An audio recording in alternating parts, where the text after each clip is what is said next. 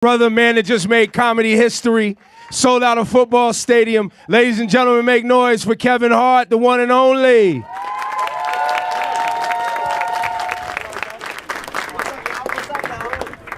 What up, man? What up, sir? How is you? I'm phenomenal. How are you? I am good. I feel tall, drinking milk, doing what I do best, you know. I got to commend you first things first. And ladies and gentlemen, please get your questions ready because we're going to have time for a Q&A for sure. Oh, shit. I saw it.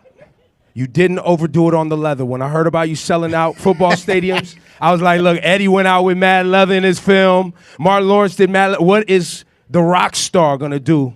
And you didn't overdo it with the leather. I didn't overdo it. But you have to do some leather. You got to pay some type of homage to Eddie Murphy, for making leather even a thing. You know what I mean? When you look at a lot of the greats that have touched that stage, you see leather. Leather is always in place. So I'm not going to ever touch the stage and not have something leather on. It's just my way of taking a nod to the legends, the ones that have opened up that door for me to do what I'm doing today at the best of my ability. So I applaud those guys. I love them. I appreciate them. And that's my way to show it.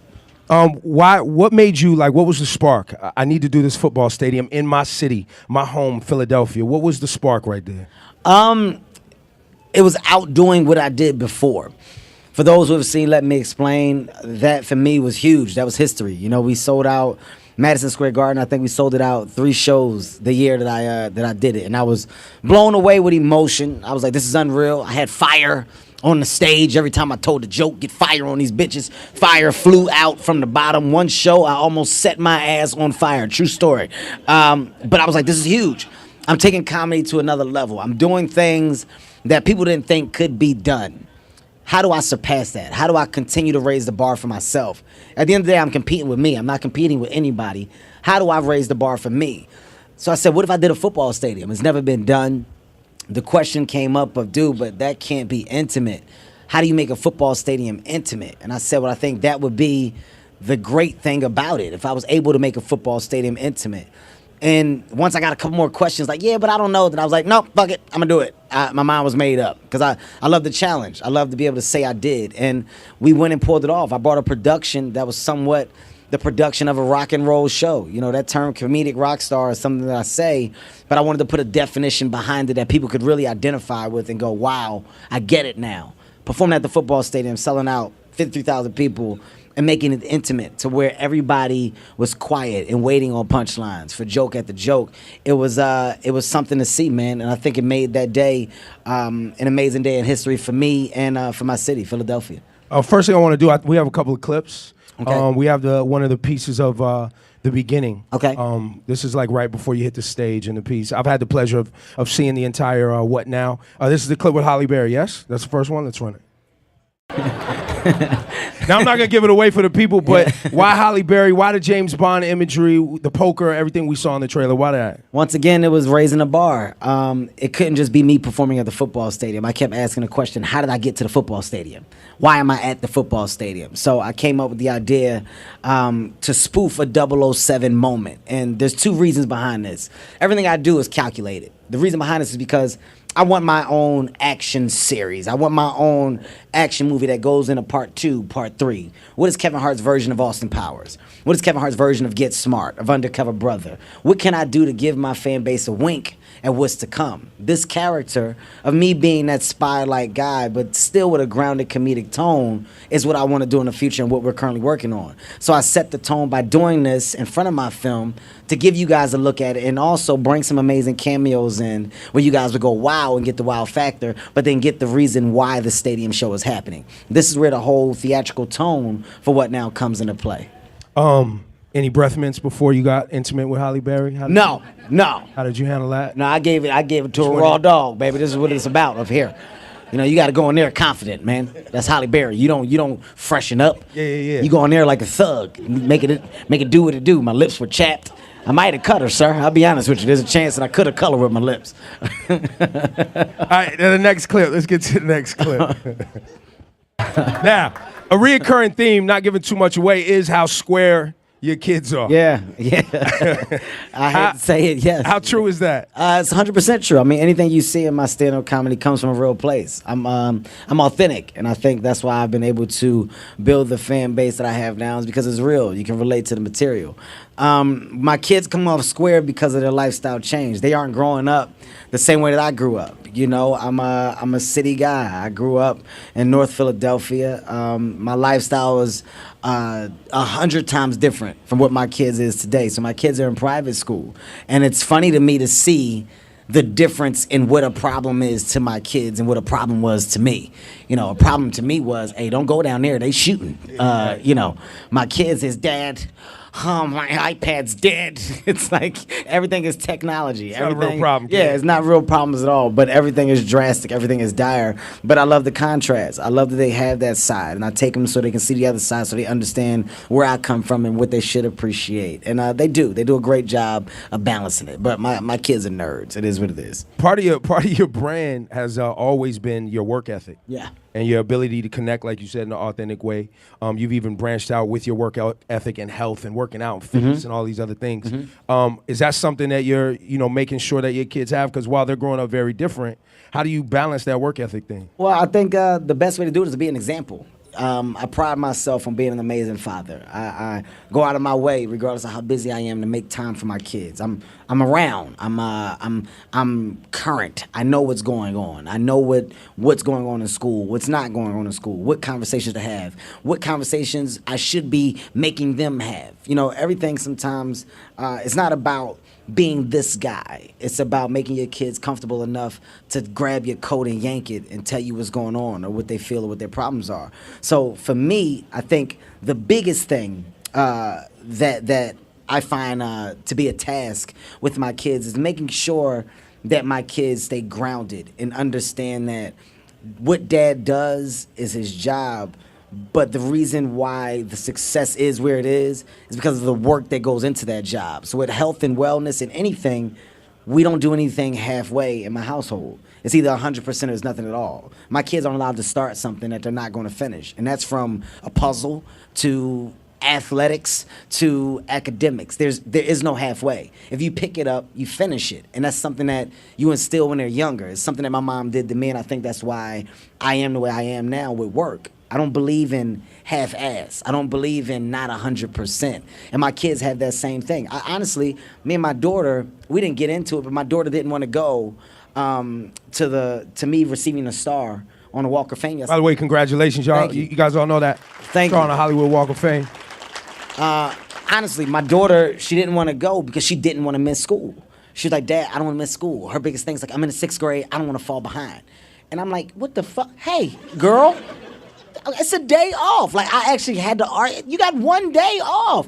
But, Dad, I'm going to have to catch up. It was a thing. But she's so into it. She's so on it. And I looked at that and it made me proud. Even though I had to pry her arm a little bit and she understood and I had to go get her work from the school so she was comfortable, it's already in there. It's already in there of I have to finish. I don't want to not do well. I don't want to fall behind. And that's a pat on my back. And I give her mother credit as well because it takes two. And from a parenting side, I think we're doing a great job with making sure that our kids have the correct mindset, especially dealing with a person like myself that's in a position that he's in.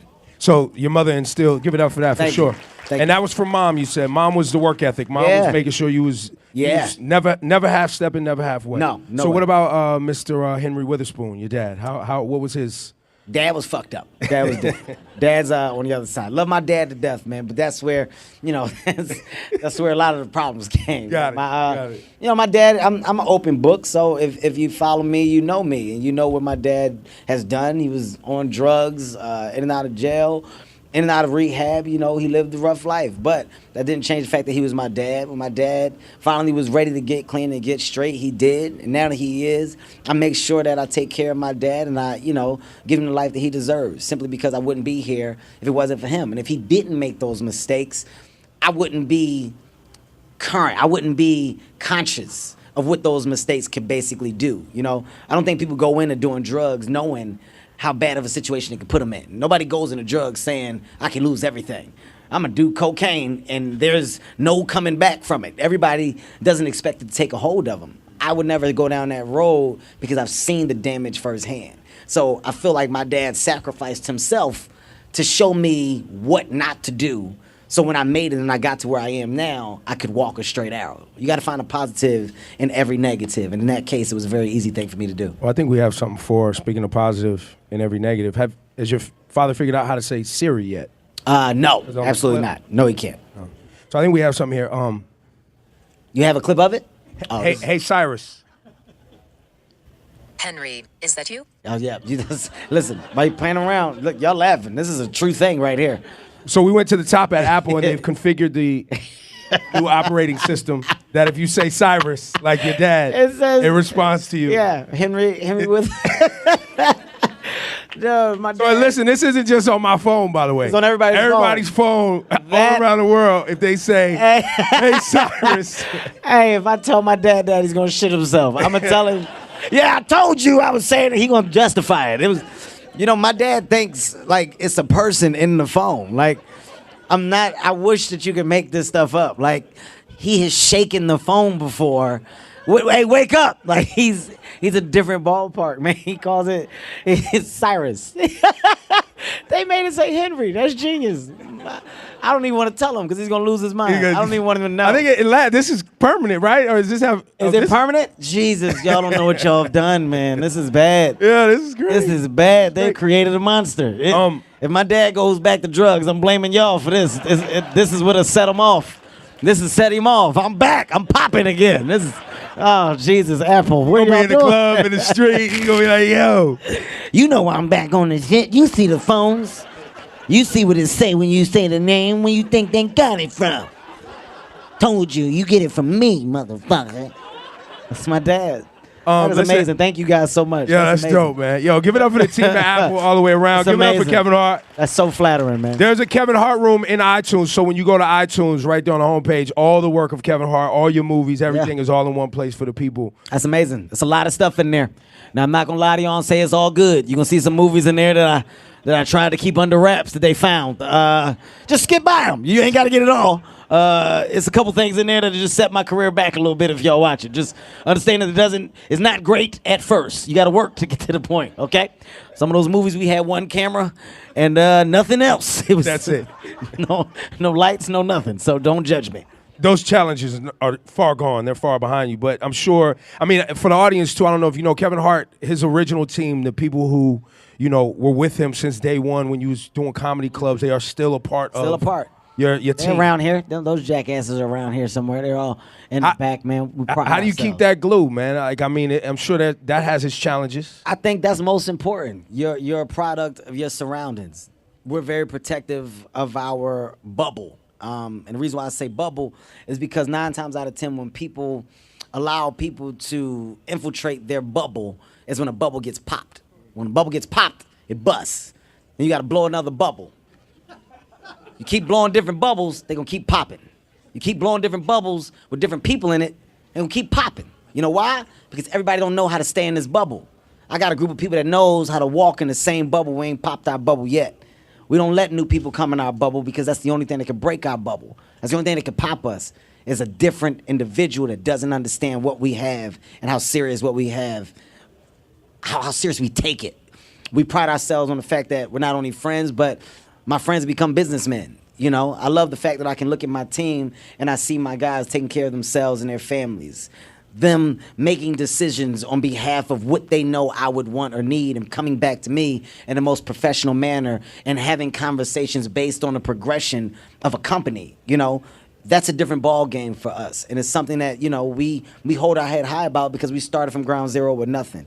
And that ground zero is now turning to Heartbeat Productions. It's turning to Heartbeat Digital. It's turning to New Generation Promotion. It's now turning to the Laugh Out Loud Network that'll be launching very soon as well. We're an entity. So I think for that, I applaud my friends on keeping me grounded and staying true to me and believing in my vision. And at the same time, me staying true to them by keeping a promise of making us all successful by putting them in successful places. I don't believe in holding people back. I believe in uplifting them and giving them a chance to do what they can do and be the best individuals they can possibly be. And every single one of my guys has stepped up to the plate and risen to the challenge. So and they still all get along too. Like this isn't just no. We fight. We fight. Yeah, we definitely fight. Look, I was trying to. No, we fight. Oh, get along. Oh, yeah, okay. Yeah, we get along. We get along. We all get along. Will we still see Kevin Hart doing it feels like every 3 months there's a new Kevin Hart project. Is that am I saying that? It feels like every 90 days, 120 days. We see Kevin Hart. Is that the same timeline you're going to be on with these new projects you're telling us about today? Look, I like to work. I'm 37 years old. I'm not old. You know, I think I got a lot to offer. I got a brain that's constantly working. Right now, you're looking at my baby. This is my movie. You know, I funded it. This is Heartbeat Productions at its finest. Universal came in and they're distributing it. This goes, okay, well, what's the next thing? I'm always thinking about the next thing. I don't revel in a moment. I'm thinking 2 years ahead. So, I mean, I'm filming Jumanji now. That's with me, Dwayne, The Rock Johnson, Jack Black, Nick Jonas, Karen McGillian. We're doing that. After that, I do Untouchable with me and Bryan Cranston. We're going to start working on Secret Life of Pets Part 2. I have another animation coming out called Captain Underpants. Season 5 of Real Husbands of Hollywood. That starts today, actually. We go into pre-production for Season 6 and start to create those episodes in the summer. Currently within the network and the social media platform, not social media platform, the subscription-based comedy network that we're doing. That's the Laugh Out Loud network Laugh Out you're talking Loud. about. Yeah. We're in the process of developing content for this that I have to be hands-on and available and current with. My relationship with Nike, I'm a ambassador for Nike. Is that what it, I mean, you're the first comedian to have a shoot? Like First entertainer to have a like shoot. an athletic deal. Yeah. Yeah. I'm a athlete to Nike. I don't know why the fuck you looking at me like that. It's true. Okay, I'm an athlete. No, the reason why is because we wanted to do something special. So what I'm able to do is bridge that gap between professional athlete and person that doesn't consider themselves to be an athlete. But a performer, because your energy, your just who you are as a person is about performance all the way around, from fitness 100%. to hitting that stage to the 100%. movies and the films, the whole thing. But I also take pride in making people understand it's easy to make yourself better. You know, I think it's a mentality that we can all have. And sometimes people just need a push in that direction. And the platform that Nike has given me has helped me give that push. You know, it's something else that has just opened up the brand of Kevin Hart even more. Headphones, music headphones. You guys will be probably seeing those a lot soon. That's a partnership that I have with Drake, myself, and Chris Paul. We've partnered up, and we'll be launching a headphone that basically connects the world the best way we know how, you know, through music, through connectivity. So these are the first shareable smart headphones where you can listen to music and instantly share and send it to whoever, but through the headphone device. I have an underwear line now, Tommy John, that I'm an owner in. Draws, Kevin Hart draws. Yep, I'm a big fan of Tommy John underwear. So because I liked them, I met with them and I said, dude, I love your brand. I supported it. Let me invest in it. Let me help make your brand better. They said yes, and we're doing amazing things. So you'll be seeing a Tommy John Kevin Hart underwear coming soon as well. I just don't stop. I feel like the sky's the limit in your life. You got one life. You should live it to the fullest, so when you look back, you know that your last name meant something. That's what I'm trying to do. When it's all said and done, the last name Hart should have multiple different meanings, so my kid can say, our dad was this, this, and this. We should hold our heads high and try to do the same, because we know where our dad came from. So dope. I want to transition to the Q&A. Y'all give it up for Kevin Hart. Thank you. There's so many, like, inappropriate jokes around the underwear line. It's not the right. I mean, I got a lot. I got a pocket on the side of my underwear. Really? Yeah. For like a remote control or something like that. I respect it. It's nice. It's cool. It's just something different. I respect it. Say your name, where you from, you know. Yeah. My name is Kiara Marie. I'm from Atlanta, Georgia. How are you? Hey. Okay.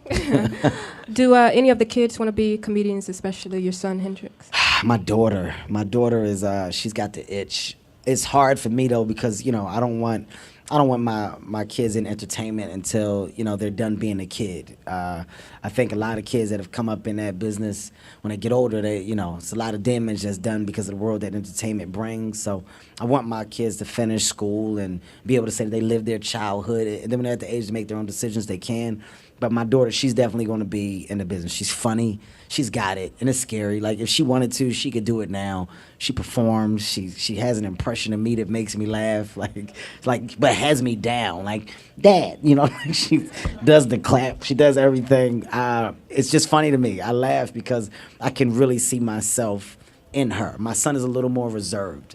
He's figuring out that he's funny, but he's not as open with it as my daughter. My daughter's the oldest, so she's ready to take over the world now.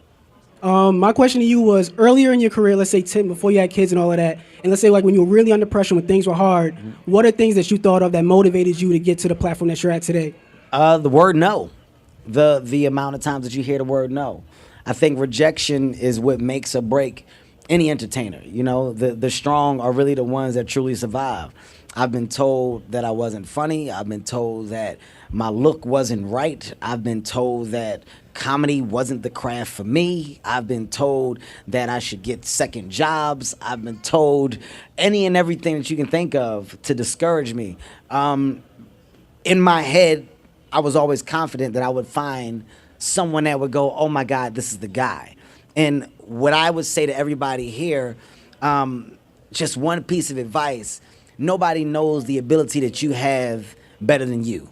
That's the best thing that I can tell you. Nobody knows what you're capable of more than you. Everybody else can judge you because of what they think or what they may feel.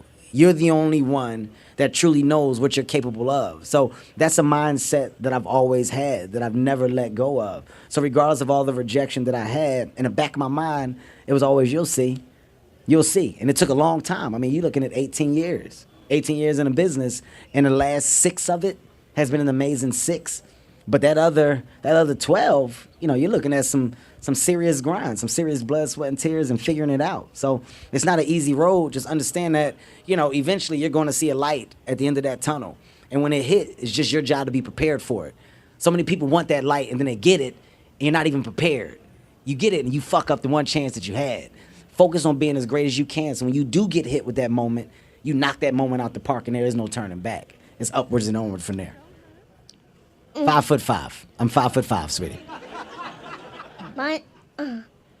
What now? Well, it comes out. Okay. Okay. My name is Trina Reyes, DRS. I think that's a great question. My mom is Kakia Reyes, and my dad is my father. Yes, he is. Yeah.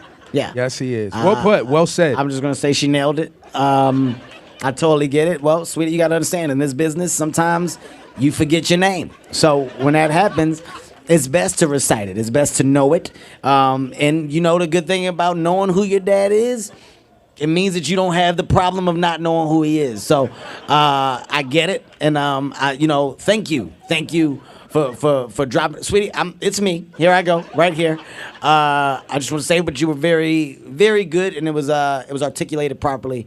And thank you for asking me about your name and your dad and your mother. That's good. Hey, Hi. My name is Morgan, and I was just wondering if you have any token advice you would give to young people who maybe want to pursue a similar career as you. Of course. And by all means, please, guys, when I give advice, I'm not the guy that knows everything. I'm just going and speaking from my personal experience of what I feel could possibly work. The one thing that I would say is don't be a talker, be a doer. I personally can't stand the talker. I can't stand you know what I'm gonna do? Hey, you know what I'm thinking about doing? Hey, you listen, here's what give me 2 weeks and I'm gonna figure it. I don't like that. I figure that the best way to do something is to actually step in the direction of what it is that you're thinking. Nothing can happen hypothetically. It's impossible. Things can only happen if you take a step in the direction of making those things happen. You have to be proactive in your life, in your career, in your dreams, in whatever goals you set. They don't come to you. You got to go to them. You grab them, you set another one, you go grab that one. But at the end of the day, it starts with you being proactive.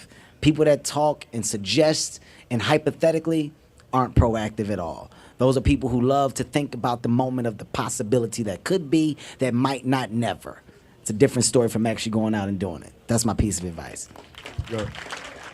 So I feel like a lot of what we see from you is this really positive image, and you're always just so happy and upbeat. How do you stay so positive, and does that come as a result of you overcoming the challenges that you talked about earlier? He just cussed me out in the back. Yeah, so. no, definitely.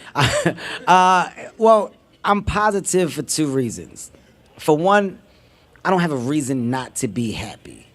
Even at my lowest point, it could have always been lower. That's what I keep in the back of my head. It can always be worse.